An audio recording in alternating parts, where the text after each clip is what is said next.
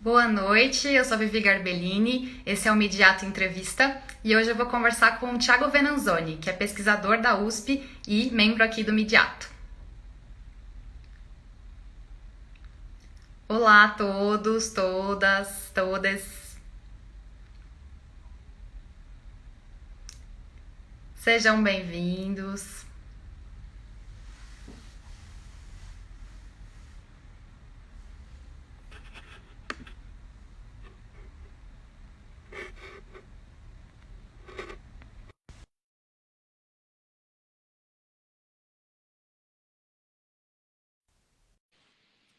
Boa noite, gente.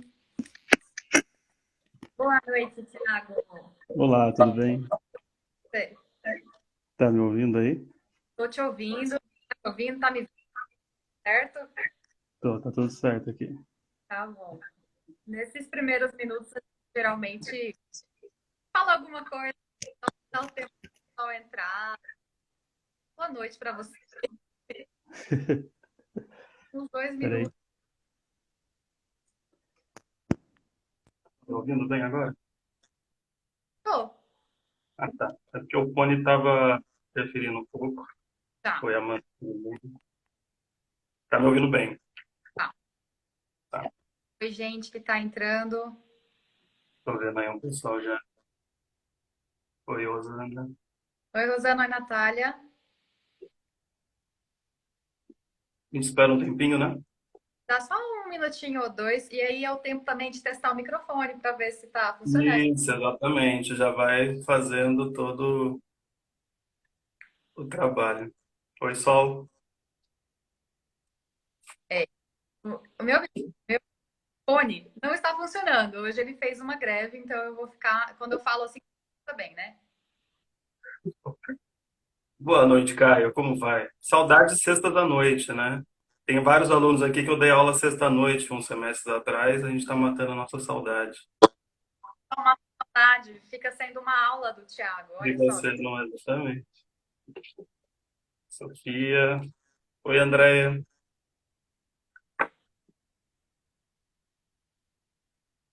Tá, e você me escuta bem mesmo sem o fone, né? Não tá dando nenhum problema de Escuto. eco, sei Aqui, lá. aqui tá tranquilo. A Ah, Mari. sejam bem-vindos, bem-vindas, bem-vindas. Então, acho que assim, já vamos começando falando um pouco sobre você, porque a nossa decisão é de não fazer um currículo Lattes, né? Não ficar falando das titulações das pessoas e sim buscar as histórias por trás disso, né? Porque o título, ele é uma conclusão de algo muito maior, né? Ser mestre não é simplesmente você saber de tudo, não tem nada disso, né? Tem a ver com todo um processo que envolve muitas pessoas e é isso que a gente quer trazer aqui para as nossas lives. Então, ao invés de falar Thiago Venanzoni, graduado na Unesp, eu queria escutar de você como foi fazer a graduação em jornalismo em outra cidade. E vamos começar daí, começando sobre a sua graduação. Então, a graduação em jornalismo, ela, assim, quando eu estava prestando, né, para entrar, e a gente era uma época diferente, assim, do que se tem hoje, né? Porque hoje você presta uma prova, que é o Enem, e você computa em outras instituições. A gente tinha que ir até a cidade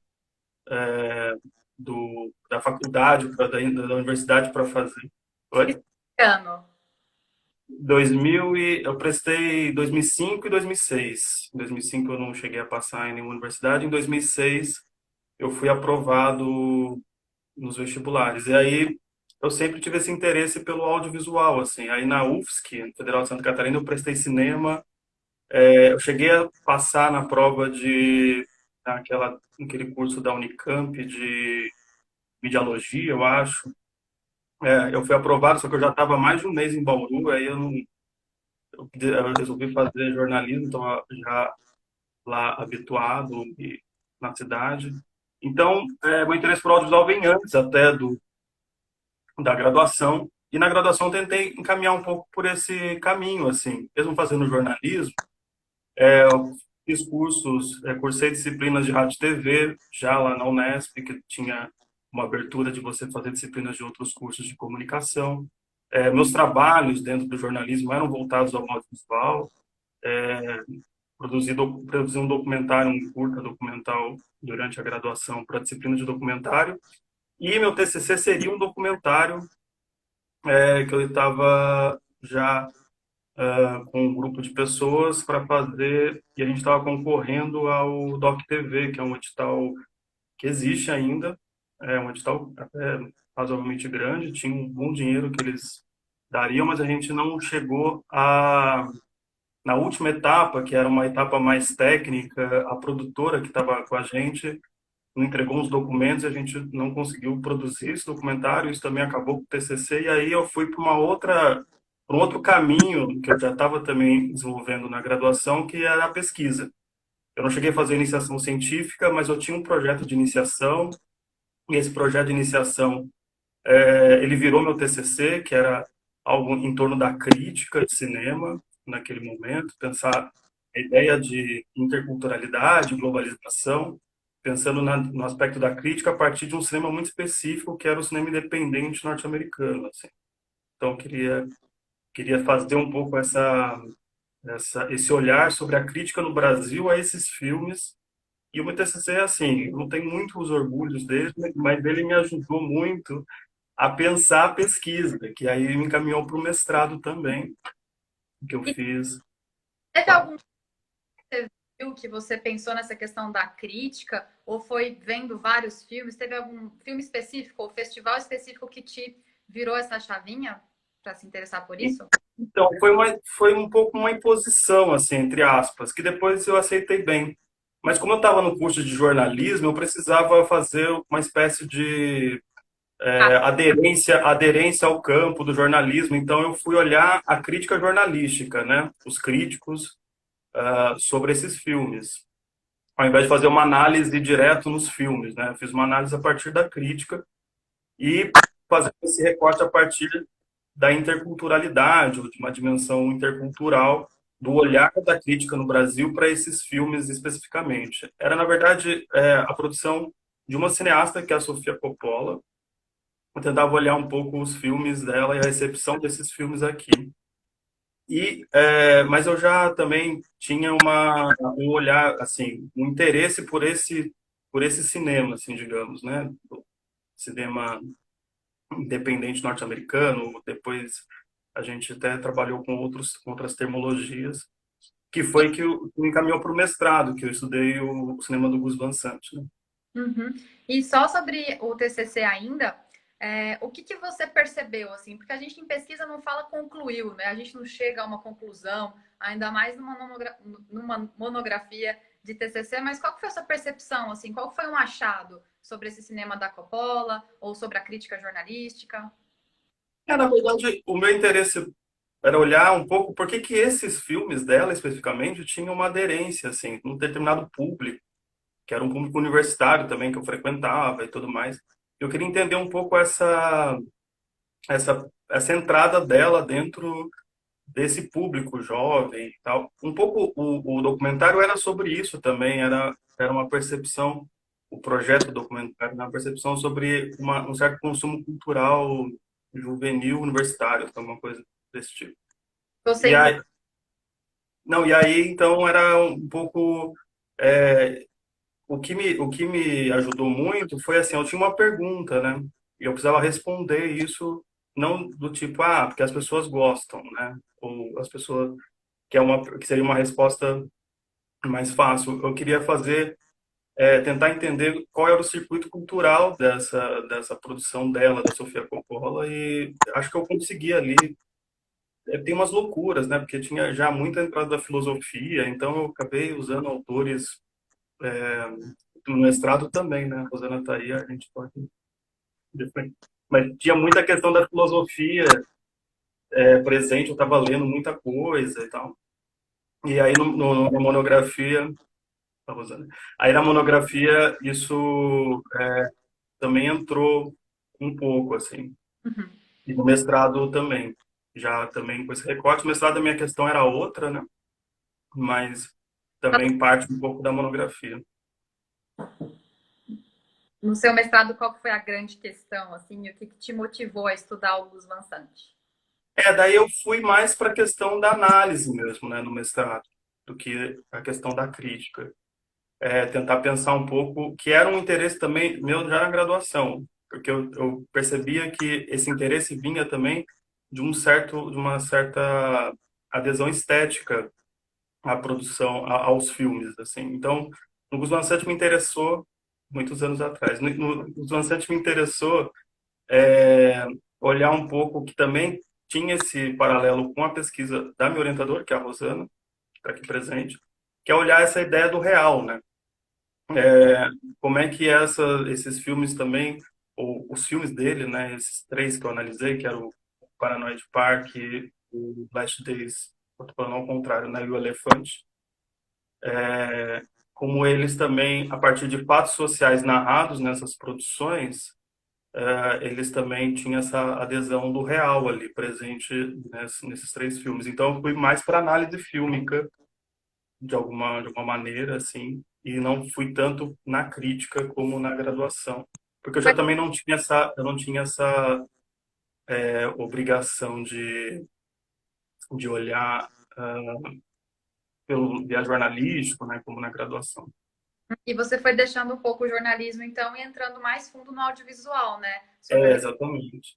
E É, desenho, e aí só para explicar, a gente faz parte de um grupo de pesquisa, que é o Midiato, mas a gente faz parte de um programa de pós-graduação, que é o Meios e Processos Audiovisuais, na ECA, mas dentro de uma linha de pesquisa que mescla um pouco, né, comunicação com audiovisual, então eu acho que faz muito sentido, né, você ser um jornalista graduado que foi entrando mais aprofundadamente no cinema. isso.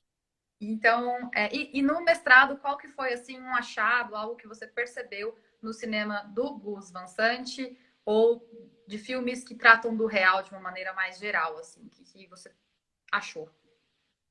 É, então, uma coisa sempre é um degrau para outra coisa, assim, né? Então, se na graduação um pouco esse interesse me levou a esse objeto e a pesquisa desses três filmes, e eu encontrei ali as minhas respostas em relação a essa apreensão do real, a partir da narrativa construída no filme.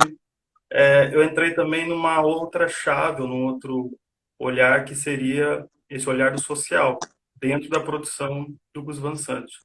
E esse olhar do social narrado ali nos filmes é que também me inspirou a pensar o doutorado que eu estou fazendo agora, assim. Então,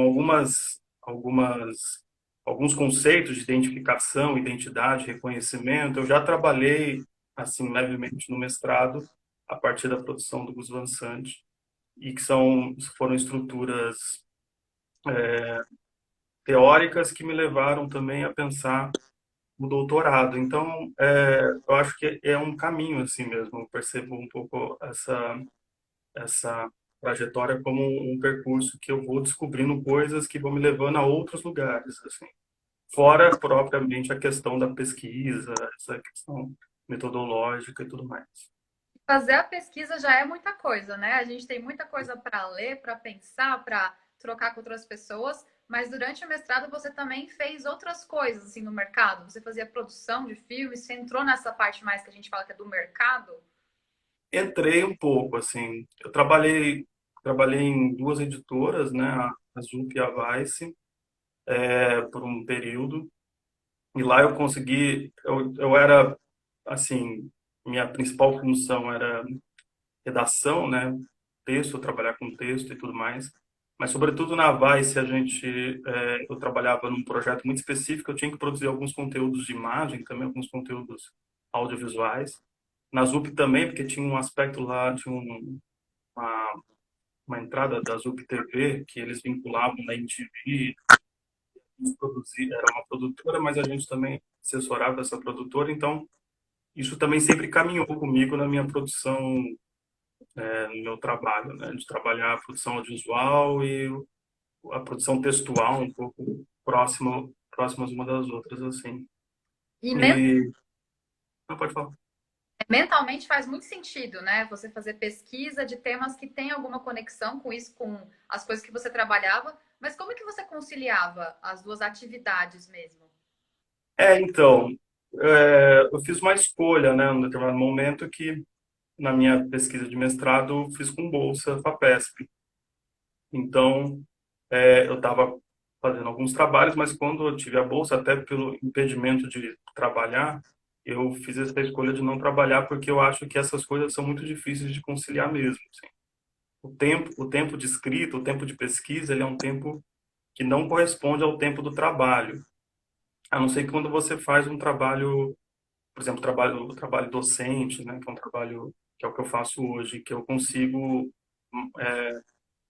pelo menos para mim, assim, dá para conciliar bastante as duas atividades. Mas o trabalho comum, digamos, né, o trabalho rotineiro e tudo mais, eu acho que é um pouco mais difícil de cumprir com o tempo. E uma pesquisa, assim, é, na graduação, a monografia ela foi uma pesquisa não tanto de fôlego, assim, então a gente conseguiu conseguir fazer conciliando com trabalho, com outras coisas. No mestrado era a primeira pesquisa de, entre aspas, de fôlego que eu ia enfrentar, assim, né, que é uma pesquisa mais densa. Então essa relação ela é um pouco, tem gente que consegue, conheço pessoas que fazem trabalho e pesquisa ao mesmo tempo. Mas para mim ali foi uma escolha que seria muito difícil. Eu escolhi isso porque seria muito difícil conciliar as duas coisas. E a bolsa veio também para auxiliar isso, né? E a dificuldade é muito disso que você falou, né? Do ritmo e dos tempos que tem uma pesquisa acadêmica e que tem as entregas que você faz no mercado, que a gente pode dizer assim, né? Porque na Exato. também é acelerado em vários aspectos, mas é um tipo de tempo que parece mais com o tempo da pesquisa, né? Eu acho que essa Uhum. coisa do ritmo faz a gente virar chavinha, né? Acho que a gente tem que ter uma chavinha para a academia, uma chavinha para o mercado, e eu acho que girar isso é o que dificulta um pouco, né? E muita coisa se misturam, assim, quando a gente está na docência, né? É, O então, comentário. muita coisa se mistura quando a gente está na docência, né? Alguns alunos estão aí e tal. A gente conversa muito sobre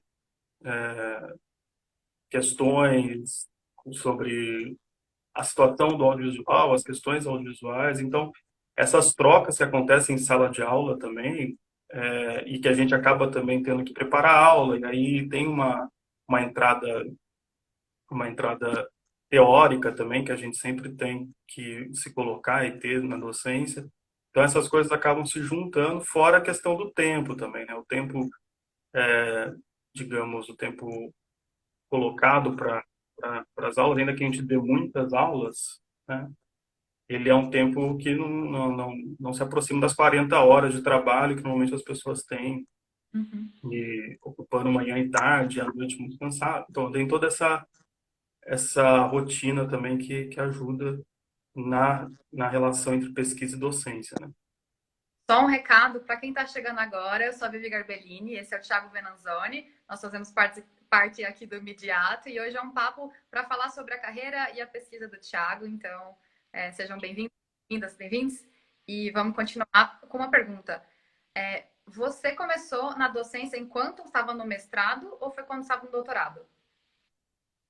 E não, foi no doutorado, até porque é difícil contratar professor sem título de mestre, né? Por conta de exigências do MEC e tudo mais. E Então aí foi no período no comecinho do doutorado, assim, né? Que eu entrei na FIAN. você já engatou o mestrado no doutorado? Teve algum... Foi. É, é, eu defendi em 2016 o mestrado e no mesmo, assim, foi um período de a minha defesa, a minha entrega foi em setembro e em outubro eu já estava prestando um doutorado, então Com a foi mesma assim, foi no mesmo mês, assim, foi uma coisa emendou na outra e deu certo. e foi com a mesma orientadora?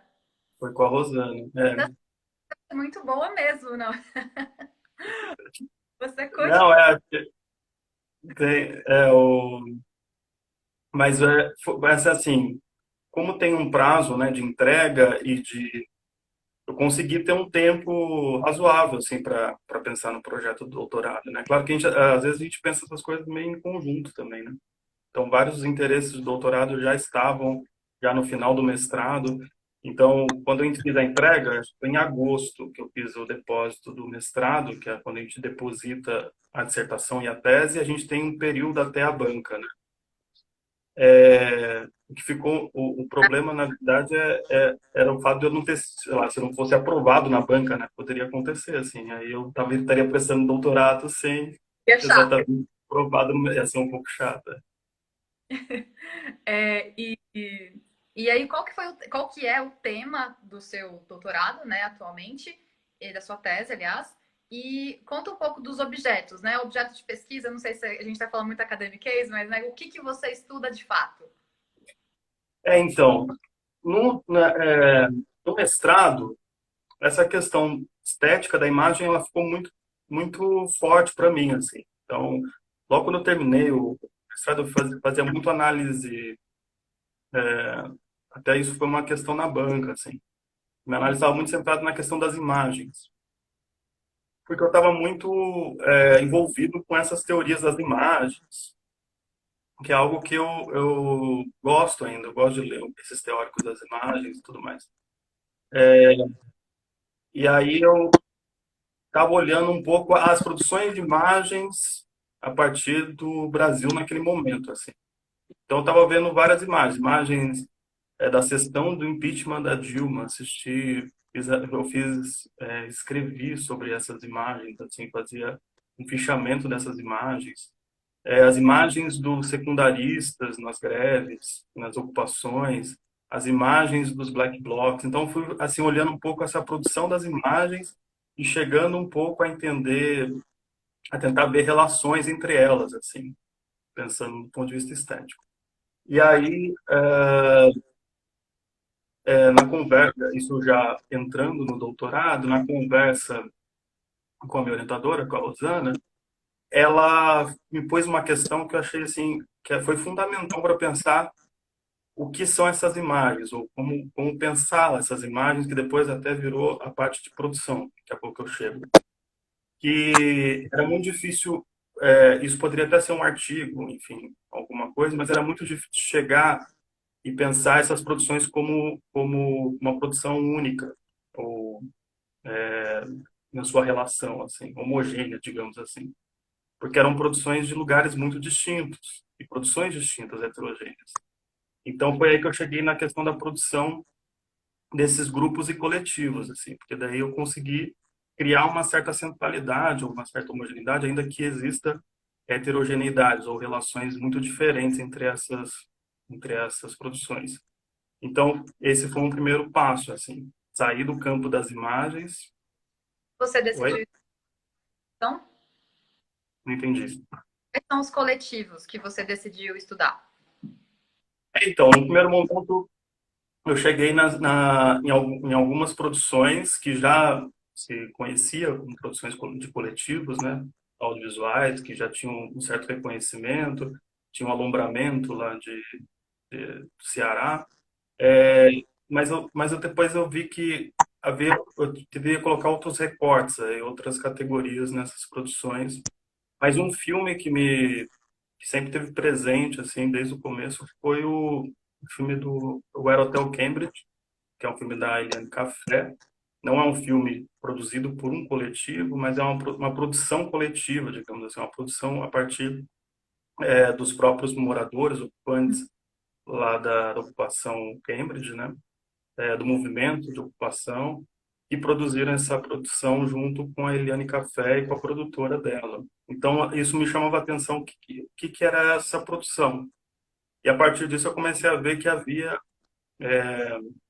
outras produções de dimensões diferentes que também dialogavam com essa produção. E aí, assim, eu fui tentando pensar um pouco o que são essas produções até as suas divisões. Hoje, os coletivos que eu tenho trabalhado, olhado mais, ou grupos ou agrupamentos, né? Porque também essa dimensão do coletivo ela se ampliou para mim a partir de algumas outras pesquisas que eu fui me inteirando, a partir do grupo de pesquisa da PUC também que eu participo, lá da Silvinha Borelli, tentar entender o que é essa ideia de coletivo, né? O que são esses agrupamentos, esses agrupamentos juvenis, como ela também classifica.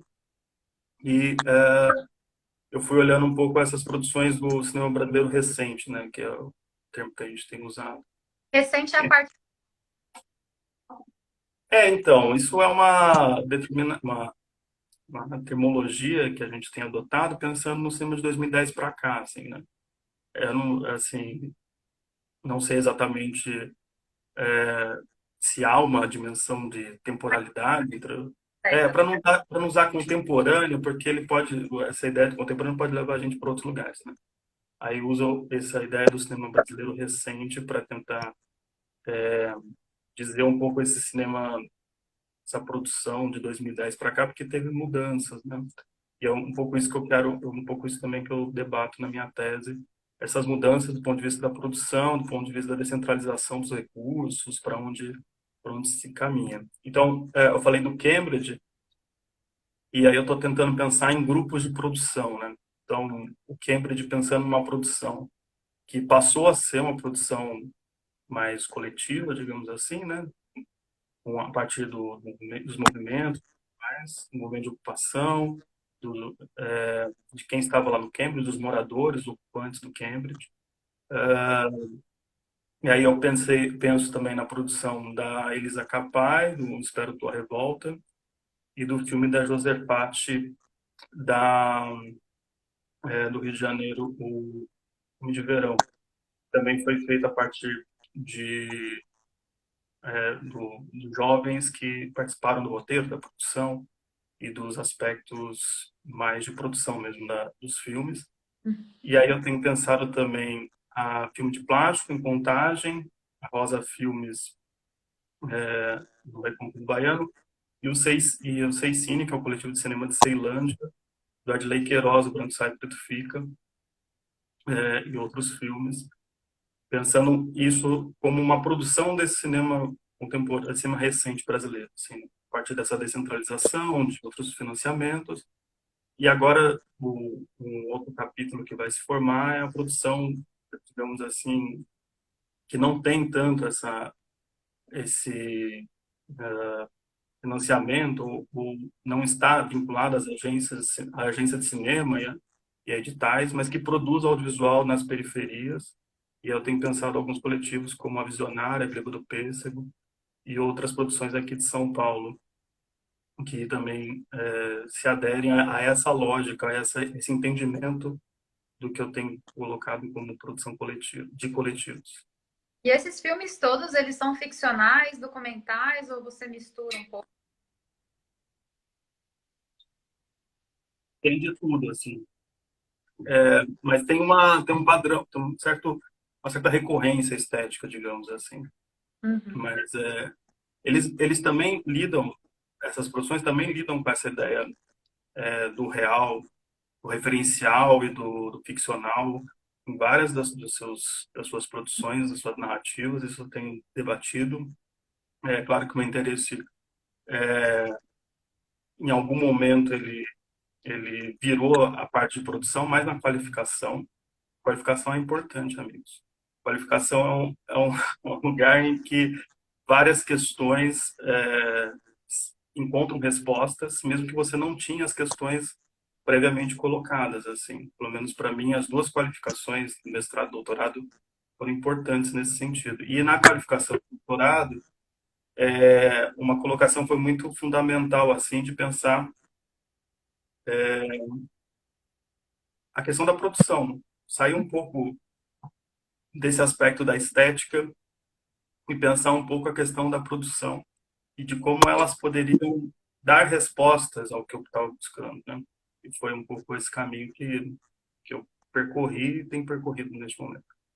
E a produção tem a ver com o como é feito, né? E quem faz. E eu acho que é isso que é interessante no trabalho, né? Ver o que essa instância de produção, como que essa instância de produção influencia no resultado final, né? Das narrativas, que no seu caso mesclam um pouco do que é mais documental com o que é mais ficcional. E aí eu estava pensando, eu tenho uma impressão que eu não sei se ela faz sentido do seu trabalho, assim, do jeito que você foi desenhando sua carreira, as imagens sempre te interessaram, né? O audiovisual, mas parece que você tem objetos que são mais jovens. A temática jovem, ela aparece muito. Eu não queria saber, assim, se é intencional ou se é algo que você espontaneamente se interessa. Uhum. Eu acho que também tem a ver um pouco com a as minhas questões pessoais também, né? Essa ideia da juventude. Mas tem muita interferência da pesquisa da PUC, isso com certeza, que a pesquisa é de juventude, né? Lá com a Silvinha Borelli. Então, isso, obviamente, tem a ver, tá ligado a isso. Mas eu acho que também é uma produção jovem, no sentido de não só de jovens estarem fazendo, mas também de ter uma jovialidade nessas produções, assim, no entendimento do cinema, na compreensão. Acho que tem uma quebra importante ali na uma certa historiografia, digamos assim, que é a produção do cinema no Brasil. Que eu acho que tem um alicerce ali nessa ideia da juventude dentro dessas produções. Mas é interessante, assim, eu não tinha pensado muito sobre isso, mas acho que é um A pesquisa acompanha a nossa idade, né? Às vezes são temas. também, né? Nossa, mas nem sempre. Tem gente que, sei lá, eu posso com 30 anos fazer uma pesquisa sobre velhice, que nem a Cíntia faz, né? Eu poderia falar de outras faixas etárias ou de outros grupos, mas às vezes isso combina. Você falou do grupo de pesquisa, qual que é o nome do grupo de pesquisa da PUC? Ele tem um nome lá mais completo que eu não lembro. Jovens na Metrópole, eu não lembro exatamente, mas a gente chama de Jovens Urbanos, Que é da Silvia Morelli. que é coordenado pela Silvia Borelli na PUC. E aí eu E queria tem a Lilita aqui, que é uma orientanda da Silvinha. pegar isso de gancho para falar de como os grupos de pesquisa ajudam ou atrapalham na sua pesquisa, como isso se relaciona. Eu acho que os grupos são muito fundamentais, assim, porque os grupos eles ajudam a gente a centralizar um pouco as nossas questões. A pesquisa, em grande parte, ela é muito, como a gente pode falar, não é muito solitária, né? A gente faz, a gente no processo de escrita, a gente sempre tá localizado um pouco interno com a gente mesmo, né?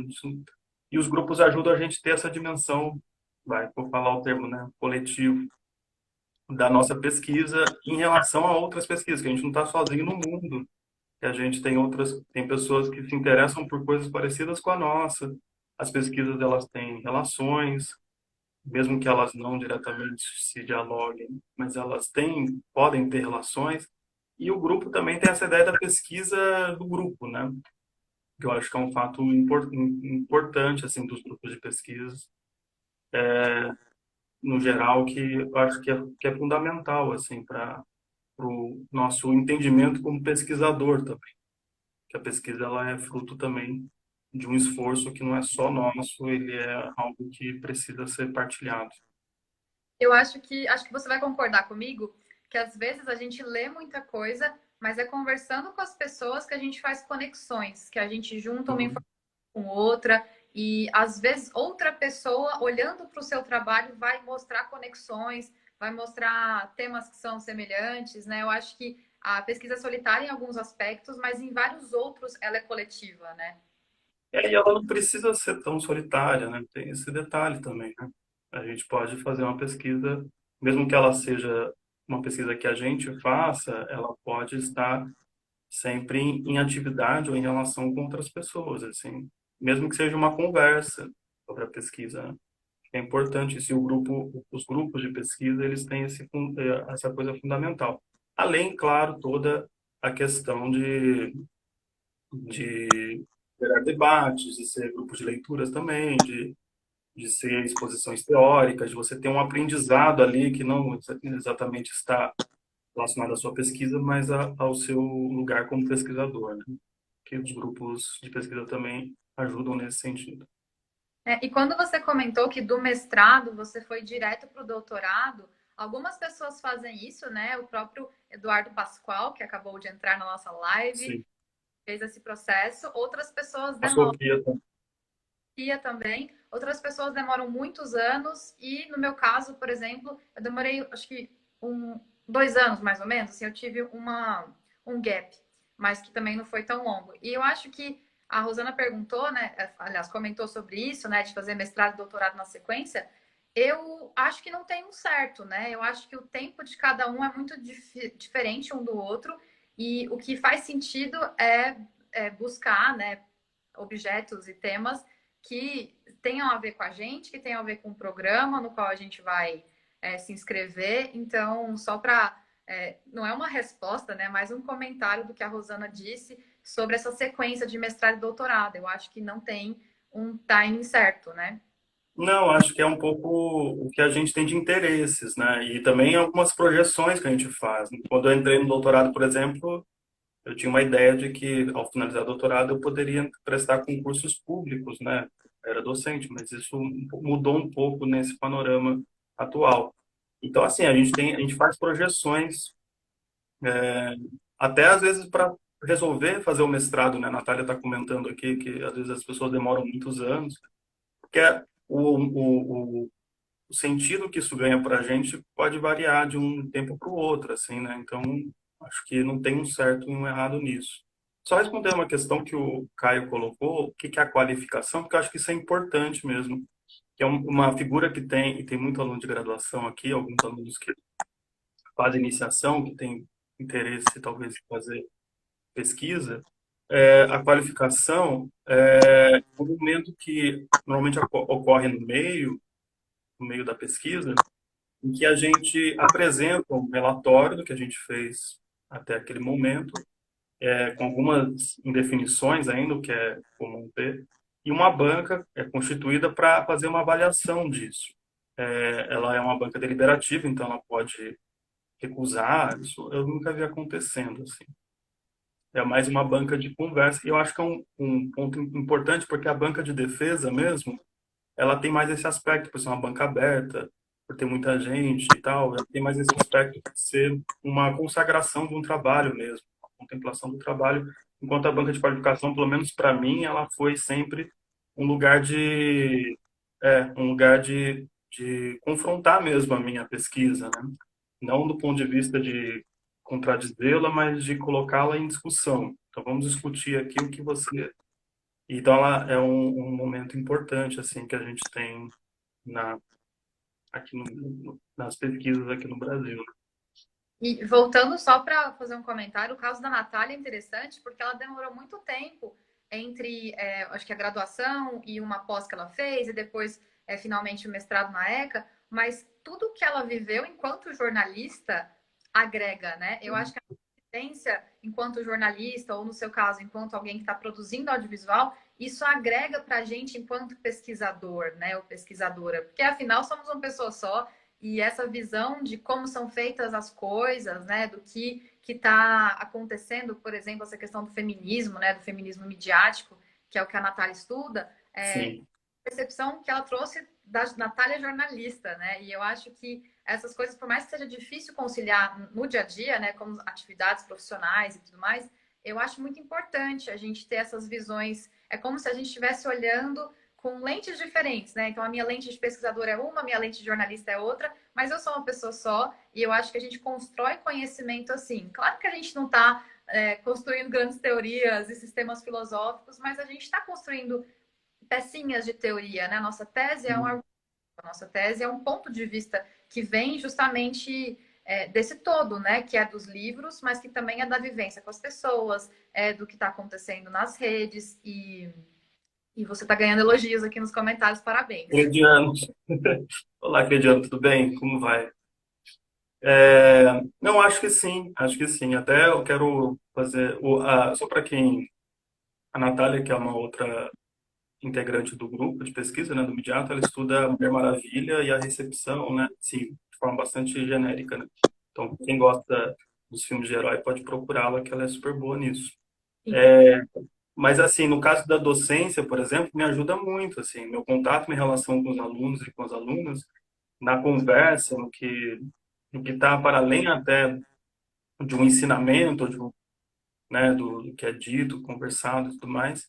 Isso está totalmente interferindo na minha projeção como pesquisador e na minha pesquisa, assim. Eu vejo muito essa relação entre o aspecto do trabalho, de uma do trabalho mesmo laboral ali, de sala de aula e tudo mais, com a pesquisa, assim. Eu vejo muito essas interações e, a própria recepção dos alunos em relação às conversas que a gente tem sobre o tema do audiovisual. Então, acho que a gente não tem esse momento que nós somos pesquisador, né? A gente é pesquisador e o entendimento sobre a nossa pesquisa está o tempo todo ocorrendo, né?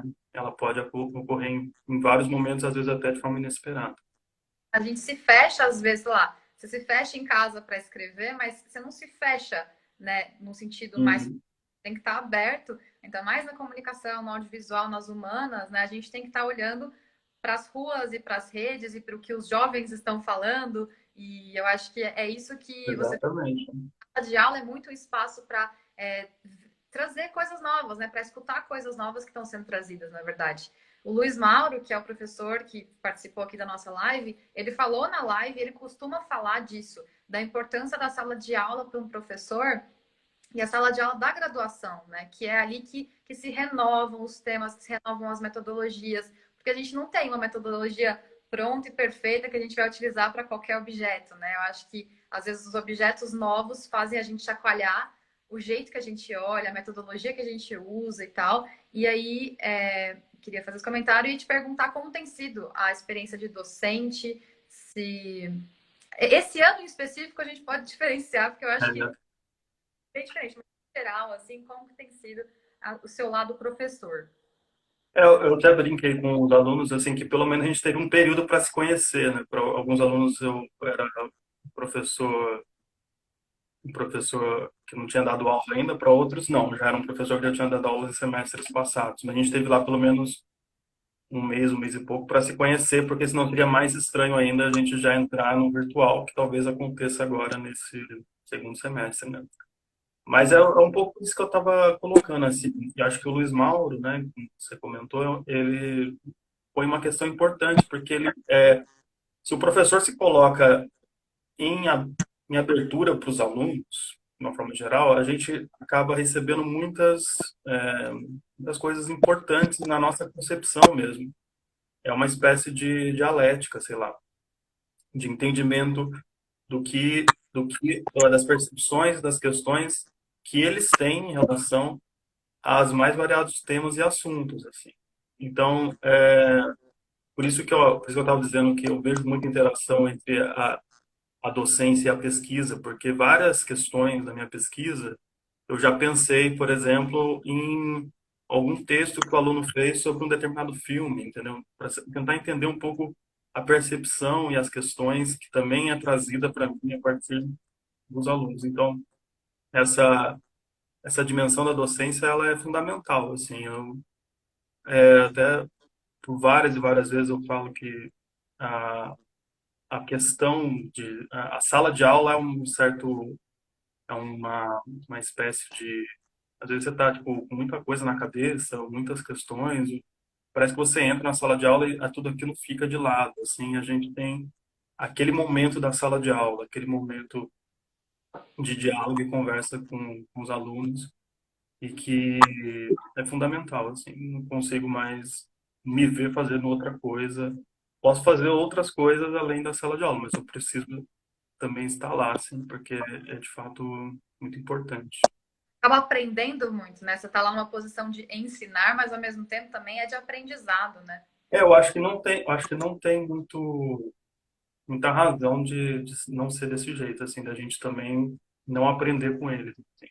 Então, eu tento sempre aprender, sempre me colocar à disposição, em abertura para entender como é que eles estão vendo o mundo, as relações e tudo mais. E até um tempo atrás eu tinha essa percepção bem clara de que essa as pessoas na graduação, em geral, elas vão trazer temas novos, né? Então, por exemplo, K-pop é um tema que em 2016 era super novo para mim e tal. Então, o tema é novo, mas às vezes são as percepções, né? Então, são coisas que instigam a gente a pensar realmente na Não. teoria na metodologia das coisas, porque não é só o tema que é novo, é um novo jeito de se comunicar, né? A gente vê o tanto que essas plataformas elas mudam rápido e não muda só o jeito de você gravar não muda só o vídeo, mas o jeito que você grava o vídeo. Então, essa lógica e essa linguagem do TikTok que veio para o Instagram, né? Isso muda também o jeito que a gente se comunica e a gente tem que entender isso, né? Para entender a comunicação e o audiovisual de uma forma mais global. Eu acho que isso ajuda, por exemplo, na conversa mesmo. Estava dando aula de edição, então a gente acabou discutindo em dado momento a questão do TikTok, que ali é um aplicativo de edição, né? Então tem os cortes, os jump cuts e tudo mais. Mas você falou da questão dos temas juvenis, digamos assim, né? E aí a gente volta à questão da juventude. Eu tenho orientado, agora eu tenho uma orientanda de IC, a Vanessa, que estuda K-dramas, E sem iniciação. estuda de iniciação científica.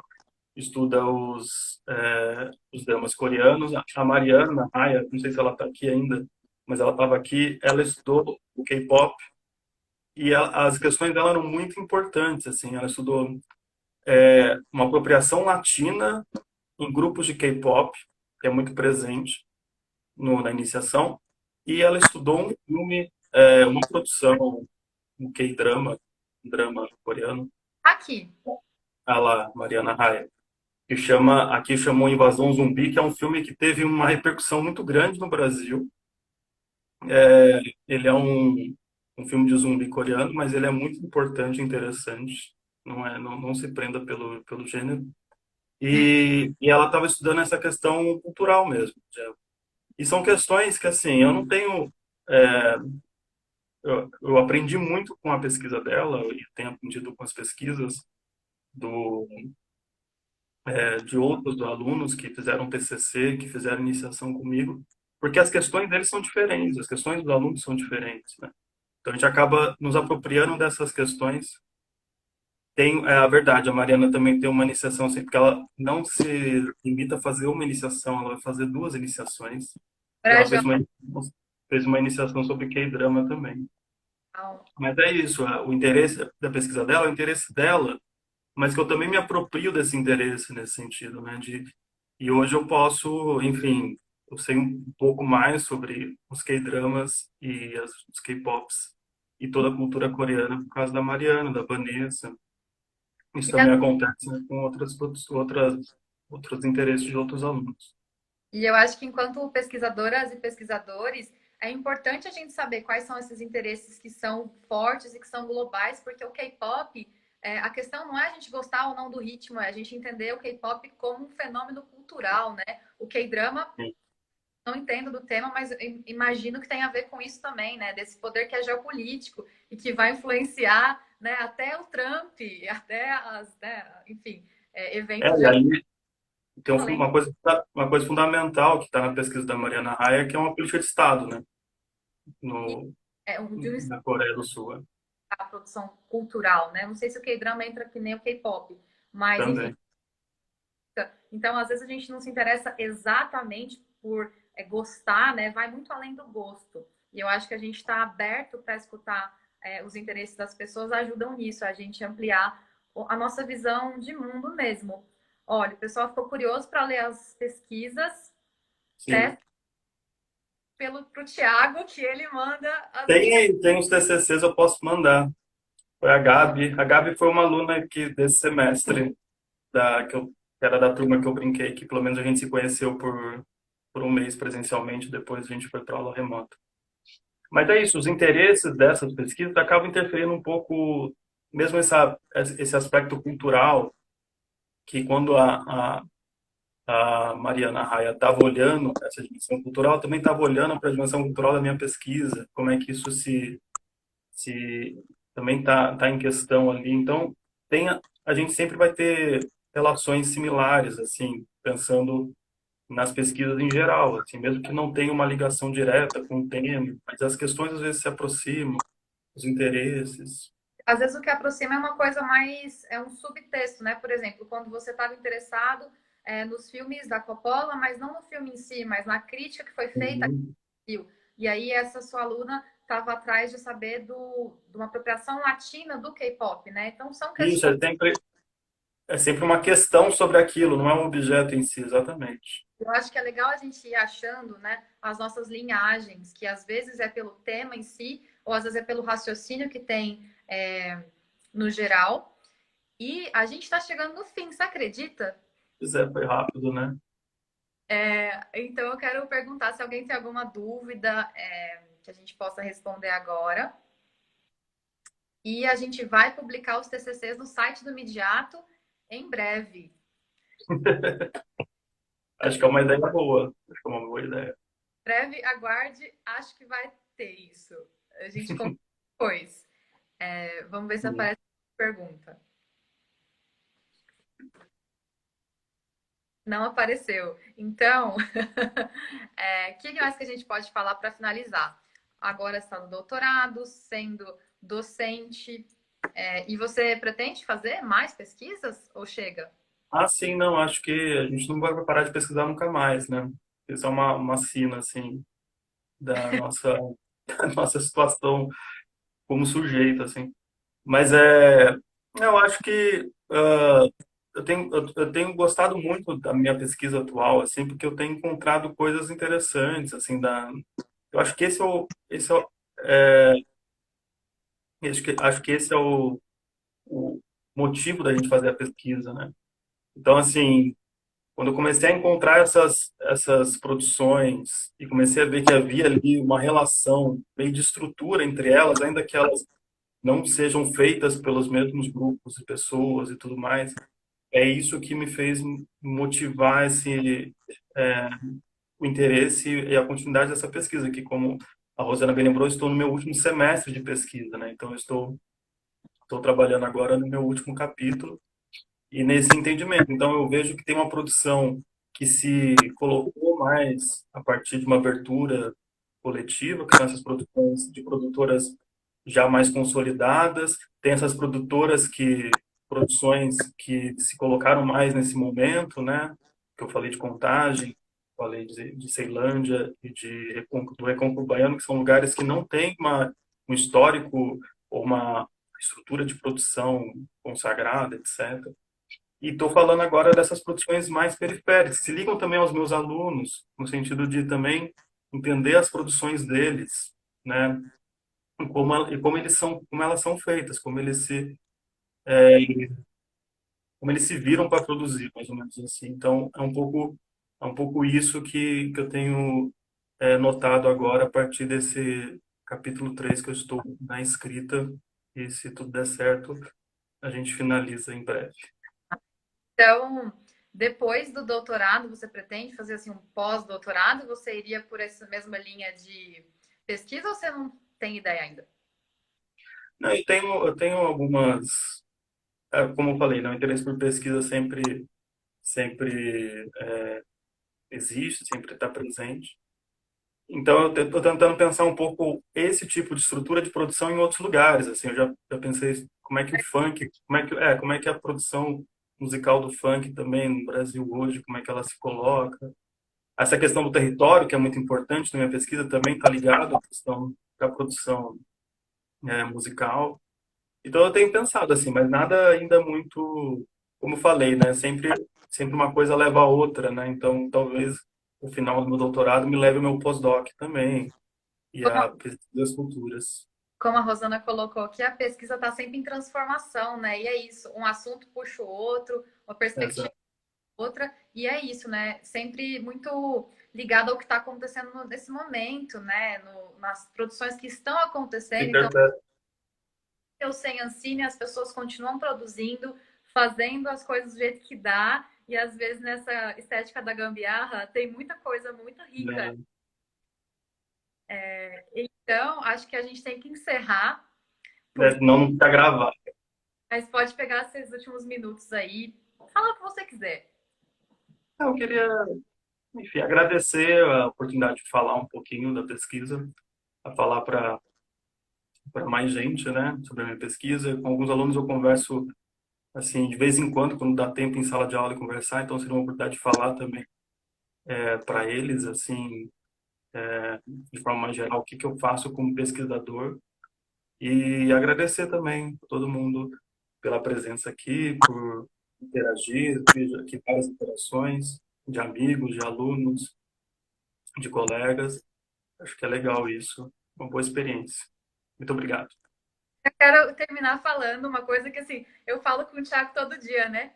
Para falar daqui do Midiato, do Instagram, mas eu acho que eu nunca falei assim, o quanto eu admiro o seu trabalho, quanto o seu trabalho me inspira. Eu acho que ele acaba sendo um pouco guia para algumas coisas, né? Não só a hipótese, no caso da minha tese, mas também outras referências. Então, você é uma referência para mim e muito obrigada por isso. Ah, muito obrigado, bonitinho. Valeu. A Ju tá mandar um beijo pro Vander Kazak, um beijo para você. O Vini está aqui também presente, um beijo. Beijo para Sol, para Mariana Raia, para o Caio, todos os meus alunos. O Amo seu vocês. tom. Gente, muito obrigada. A gente vai ter mais conteúdo, mais lives, mais posts nos feeds, muitas coisas legais aí no nosso Instagram. Então, espero que vocês tenham gostado. Essa é a última live de julho, nossa imediato live de saideira. E é isso, gente. Obrigada mesmo e fiquem com a gente aqui. Tchau. Vou encerrar. Tchau.